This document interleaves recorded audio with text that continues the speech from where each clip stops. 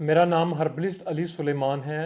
दर्द फ़म मैदा यानी मैदे की दर्द, स्टमक पेन जो कि दिल के करीब होती है, इस वजह से अक्सर मरीज़ इसे दिल की बीमारी समझ लेते हैं। दर्द फ़म मैदा काफ़ी तकलीफ़ दह बीमारी होती है। इस बीमारी से बचाव के लिए मैं आपको एक अपना ज़ाती तजर्बाशुदा नुस्खा बता रहा हूँ। आप ये नुस्खा दूसरों के साथ भी ज़रूर शेयर कीजिए। नोट फरमाइए: सुमाक दाना, जंजबील, फिलफिल दराज, इलायची सब्ज़, ये 4 हर्ब्स हैं। ये चारों चीज़ें आपने 30-30 ग्राम लेकर इसका फ़ाइन पाउडर बना लें और सुबह शाम हाफ़ टी स्पून सादा पानी के साथ लें।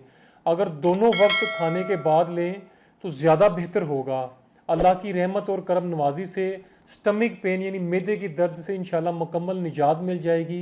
सीने पर दबाव ख़त्म हो जाएगा, इंशाल्लाह बहुत रिलीफ़ मिलेगा। अपना ख्याल रखिए। अल्लाह हाफिज़।